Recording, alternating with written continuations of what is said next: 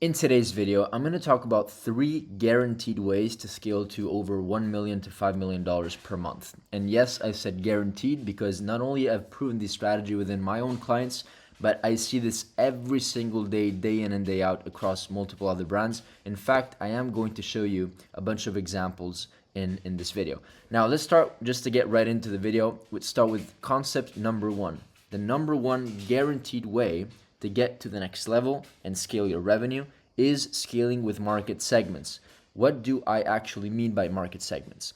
This is what I mean. Every market segment has their own potential. As you can see here, this is revenue ceiling within your own brand, right? Of course, every brand is going to have different ceilings based on when they come into the market, how they present their product, a bunch of different things. But what is a market segment? A market segment is people that are different personas, essentially. So one market segment over here could be females. Another market segment could be males.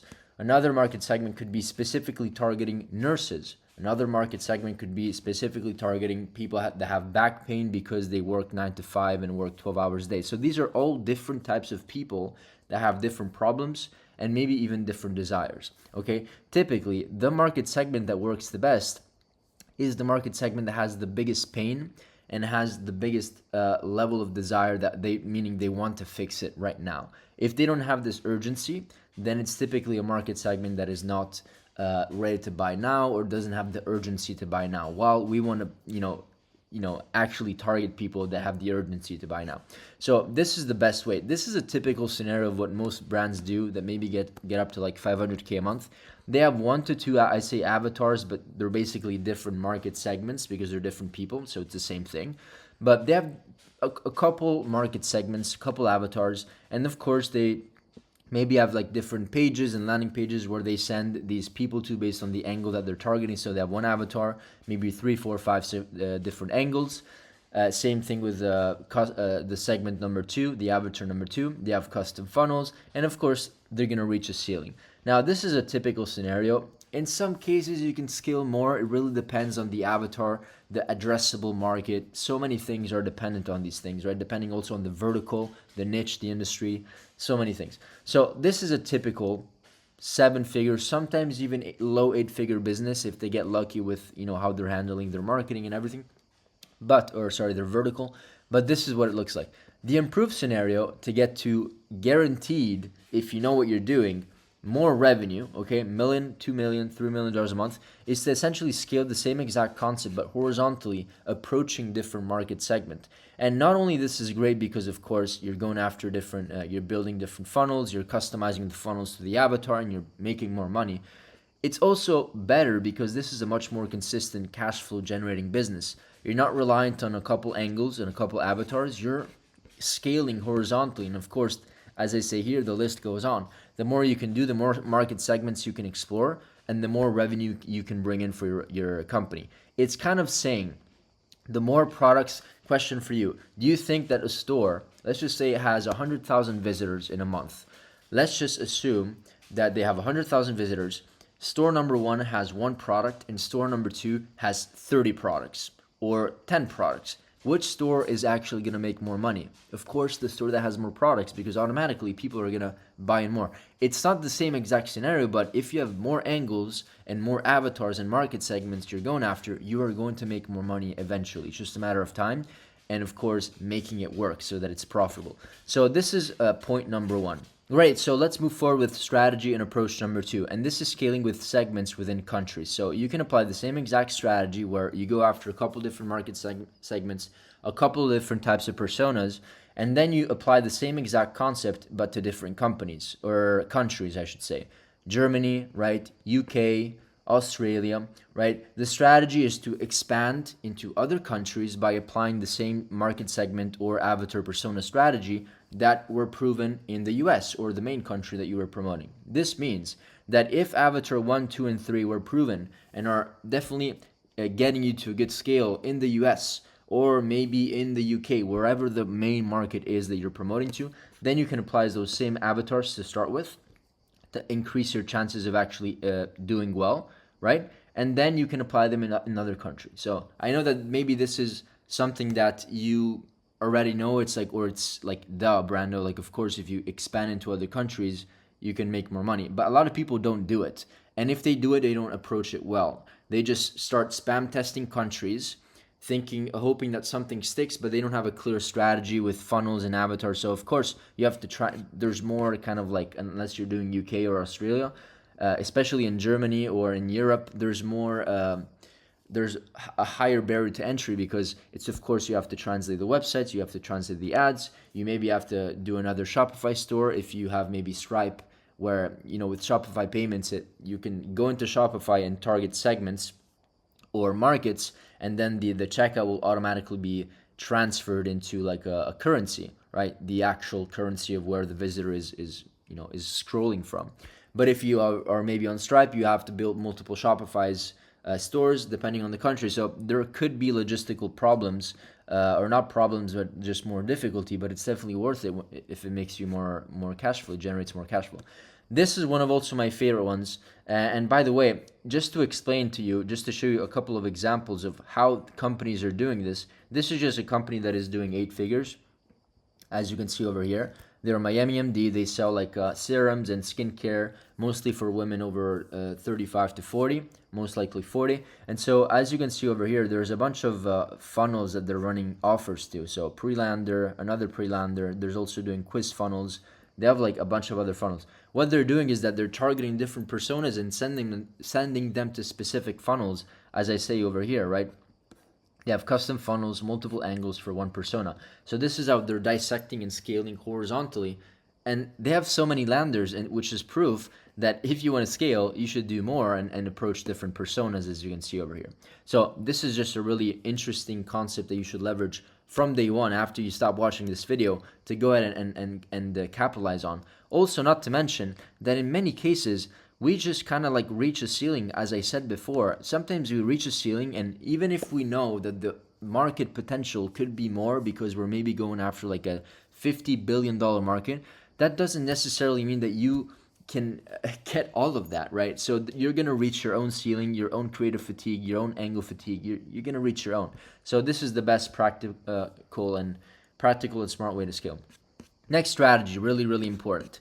On a side note, before we move further into the video, I am creating a software which is basically putting together agents trained by our IP, our information, what we've learned that works well for 7 and 8 figure brands. And we're basically creating agents in a system that is an AI creative strategist for you, okay? That runs on autopilot. And so we have research agents, right? We have the script agent. Basically, this is an agent that comes up with the research and scrolls and finds research and gives you insights every single day. Scripting agents, same for scripts. And then asset agents for coming up with, there's templates and B-roll ideas and creation tools like that. And then, of course, there's the performance agent. And this is an agent that basically dissects what is working, what is not working. You can also analyze top performing creatives by metrics, funnels, ad analysis. As you can see, there's like strengths and improvements. All is basically triggered and trained by AI, so that the AI agent can go in and into your ad account, integrate with the ad account, and tell you where the bottlenecks are of your business. Let me know if you're interested, and you can join with the link in the description to join the waiting list. I'm going to talk about scaling with unaware audiences. For most of the scenarios, when brands approach marketing and scaling online, they like to go after most aware, product aware, and solution aware. Okay? And this is what takes up, this is like 3%, this is like 7%, and this is like 10% of the market. Meaning 10% of the market are actually aware, right, of other solutions. 10% of the market are aware of the products, and 3-4% are most aware, meaning that they're basically there and they just to buying, but they just maybe need some urgency or scarcity, right, to pull the trigger. This, right, what I just explained, is literally 20% of the market. Okay, 20%. If you want to scale aggressively, $1 million months, you need to be able to crack unaware and problem aware markets in terms of levels of awareness. Problem aware is over 20% and unaware is around 60%.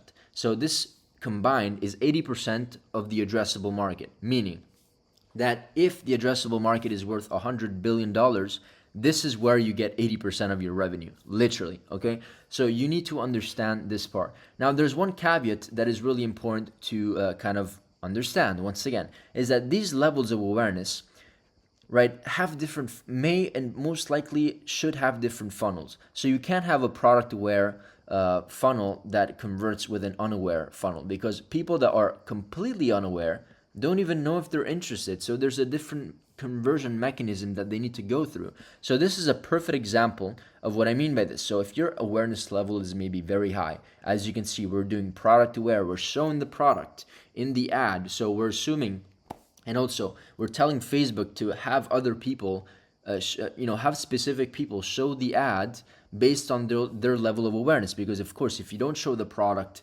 in the ad, then Facebook is also going to understand that it's maybe not as a product aware ad. This being said, you also need to consider, just as a side note before we get into these diagrams, is that these ads are typically more expensive. For example, why does retargeting cost so much? It's because there's a smaller pool of people that Facebook needs to go ahead and find. Of course, they convert more, right? But we see $2, $3, $4 cost per clicks sometimes when it comes to retargeting audiences. Of course, the conversion rates is higher, and it kind of like equates and makes the proportion work well and profitable for you. But this is why also cost per clicks are maybe more like on the $1.7 to $2.5 range. If you're noticing that on the ad account, the more you go down or up, I should say, in awareness level, where people are like less aware, and the more you can attract more people, and the more your cost per clicks, assuming your ads are good, will be a lot lower, right? And that's where you can achieve a scale. Now, the only thing here is that, of course, as we go down in awareness level, so we went from green, which is aware, maybe orange, or yellow, which is a less aware audience, we of course maybe go, instead of redirecting people to a product page, we want to redirect them to a longer form sales page, because their awareness level is lower.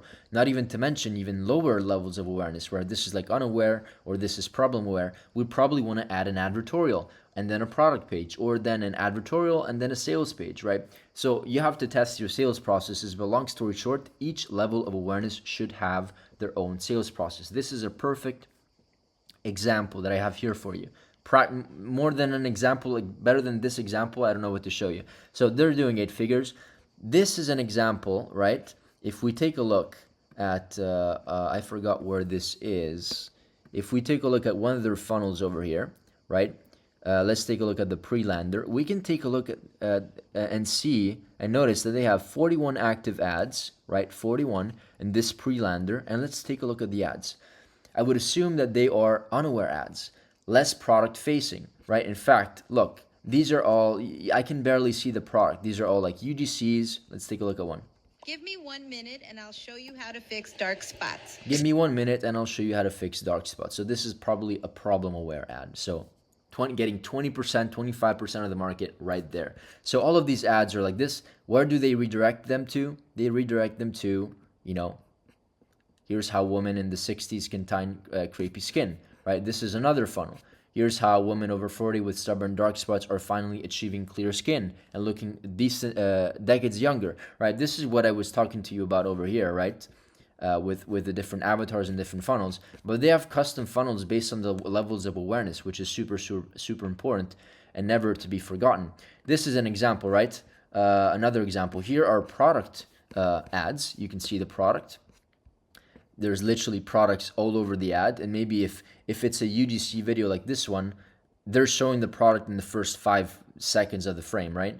Let me tell you why I absolutely love Miami MD's Let me tell you why I'm looking for, I absolutely love Miami MD product XYZ. This is basically a solution aware to product aware ad, right? Where are they sending this traffic? They're sending them over here, right? If I take a look and click on these links, they're sending traffic to this page. Another one, most likely they're sending traffic to the same page. It's an offer page. It's a direct page which with barely any sales copy, because these people already know the brand.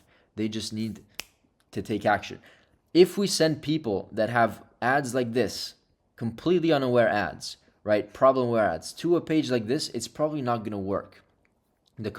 If it's going to work, it's not going to work as well as sending them to a page or a lander like this, where people need to be nurtured. So this is their funnel. You go through all the sales pages, there's barely any call to action, just a lot of information.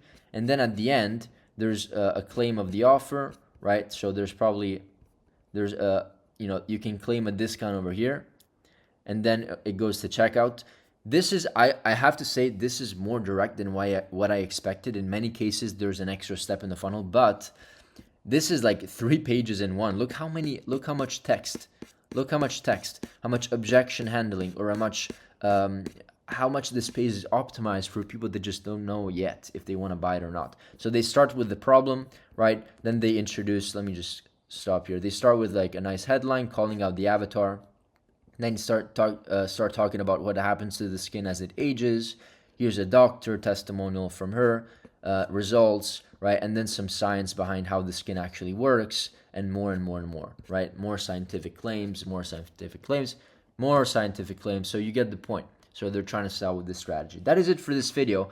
Hopefully it makes sense, but these 3 ways are guaranteed to scale you. Going after unaware audiences and building funnels specifically for unaware, building ads and funnels optimized for unaware audiences or problem-aware audiences, and then scaling with avatars, scaling within different markets, scaling with market segments, and that is it. Okay, the 3 things are the top 3 things that I've seen that make the biggest impact when it comes to scaling an e-commerce brand.